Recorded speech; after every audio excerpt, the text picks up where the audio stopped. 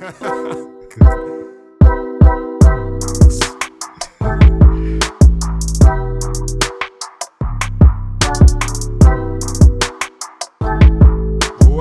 to the Trinidad cast. This will be episode 74. It's pre-recorded. Welcome, guys. Today's an interview with one of the D-Hub winners. That's the coding thing that the Ministry of Digital Transformation have.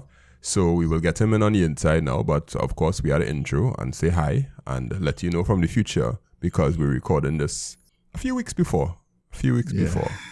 No particular reason, not that any of us will be out of the country or doing other expeditious things. Nope, not that at all. But we're going to jump straight into the interview unless you want to tell them that we're recording it on Father's Day. Oh, yeah. You know, I just completely forget about that. Like, I wake up this morning and totally people had to tell me Happy Father's Day or remind me. And I was like, even yesterday, it was like, what are we doing for Father's Day? I was like, what Father's Day? Like, that was the furthest thing away from my mind.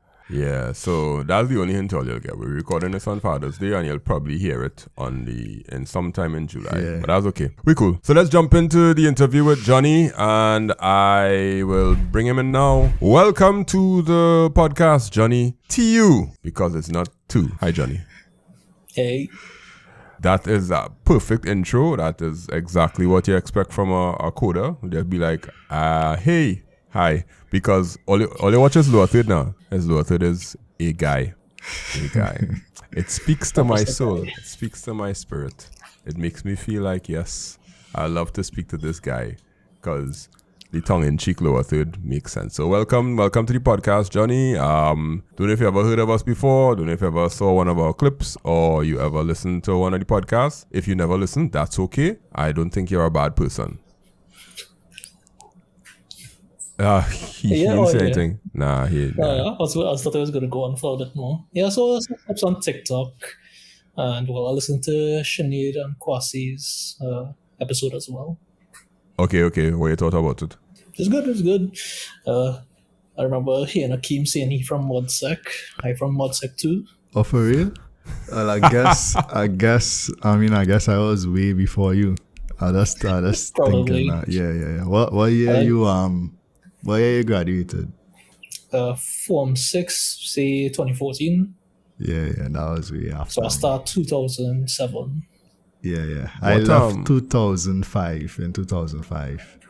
Yeah, age difference. You could probably calculate how old I am. Yeah. What? That's not all this time we're talking about ModSec. What was the official name of the school ModSec? Well, when I was there, I think the name changed now, but when I was there, it was San Fernando Government Secondary School, but I think now it's San Fernando Central or something. Yeah, Central. It changed in like 2011, 12, around there. San Fernando Government Secondary School is called ModSec. Yes, because it used to be called Modern Secondary. So that's, shorten it to ModSec. The name of the school was Modern Secondary. I going through I'm today years old to know that there was a school named Modern Secondary. Well, I mean, it's a school in South and all the North people, anything after South or really. Northeast. Same thing. One in Central too. Oh, yeah. Kuva ModSec, yeah. No, you like... Okay, I don't think it has any, relation between them or any, sister school, that kind of thing. Oh, for real? Okay. So. And it have, Form 1 to Form 6? Yeah. Yeah. Oh, wow. Okay. Well... Yeah. I did Form 6 at St. Stephen's College, though. I didn't do ModSec. I did ModSec because I was complacent. Yeah. Makes sense to just go back. We'll get there. All right, so Johnny is going to go through the ringer with us as we ask him the questions that we normally ask people. He is a developer. He won the D-Hub challenge, and Johnny, you do look like a man who want a bio intro to be like, Johnny has, he's accomplished so, and he is currently working on this. He loves pets and whatever. Nope, because your lower third is a guy, so we're just going to find out about this guy. So let's go into our first segment. Let's talk about Johnny, why he likes technology, where he came from, and how he actually became a coder that could win a coding challenge. All right, Johnny, the floor is yours. Question number 1. When was the first time you realized, hey, I could code? It's a bit complicated, right? We love complicated, right? Good. The first real instance was, I guess, in secondary school.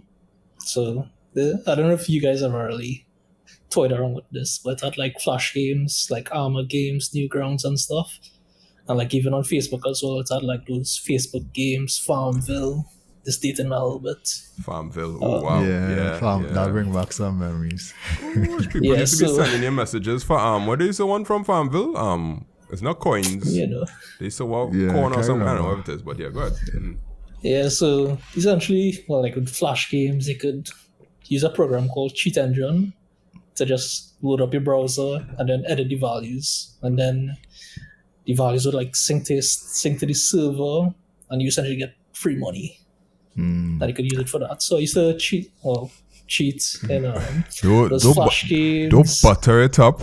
You was crushing it in Farmville, and everybody was wondering how you reached the level 500 in 2 weeks. It's not even that, because obviously these companies have like, you know, actual coders and things, and they realize, oh, this man just get a whole set of coins out of nowhere.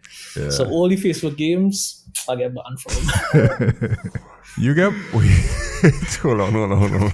I thought like other games as well. You get banned from every game on Facebook, so the actual gaming platform on Facebook, or just the ones that so like Farmville, it had one that was like Naruto based called like Ninja Saga or something. Ninja Saga, yeah, I think I remember hearing about that. So what was the motivation behind the so-called cheating? Was it because, you know, you're so competitive and you wanted to beat people, or was it because your fascination in terms of IT and being able to hack something and, you know, actually getting away with it?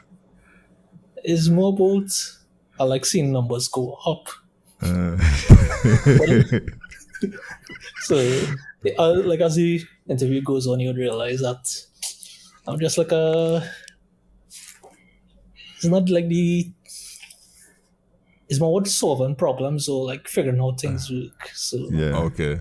Yeah. So in school you didn't do like IT or computer science, and you learn the fundamentals of algorithms and anything like that? Not really. Had IT in like Form 3, didn't do it in Form 4, 5, or 6. Technically did it for like one course in university, but all of that happened, coding started after undergrad, I'd say. Wow. Okay. So your desire to code, your first foray into coding was cheating, basically, and you were manipulating JavaScript in a browser and getting it to sync back to Facebook servers so that you could win a flash game, right? That, and it had some other things as well, yeah. So like auto clickers and stuff. Things like that. You know, as I said that, you know, that kind of brought me back to my I had a similar experience, but it was like more necessity. Like I was in undergrad, and back in that time, nobody really had any Wi-Fi where I was staying, so I actually hacked on the neighbor Wi-Fi routers in order to get internet to download movies and all of that kind of stuff. Yeah. I don't know if I ever said this in public or told anybody this, but yeah, the first time I moved out from home and I was renting, and Flo was taking a while to come and set up. Yeah, I used the neighbor router for a good month because Flo was taking long to come.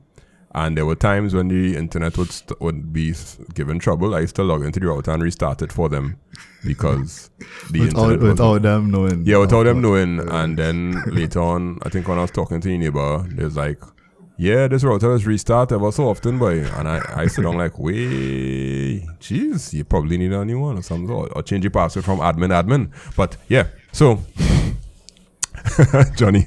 Hi, Johnny. So you mentioned undergrad. What did you study in undergrad? Which university? And how how did that work out to push you into coding or development? Well, did mechanical engineering. So Ooh. That was tears, huh? That hurt. That was painful.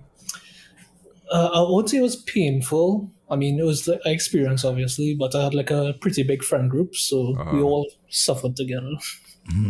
So after undergrad, one of the lecturers approached me to ask me what I'm going to do after, if I'm going to work in the industry or, what's my plan essentially. And me being complacent was like, I didn't really think of it yet.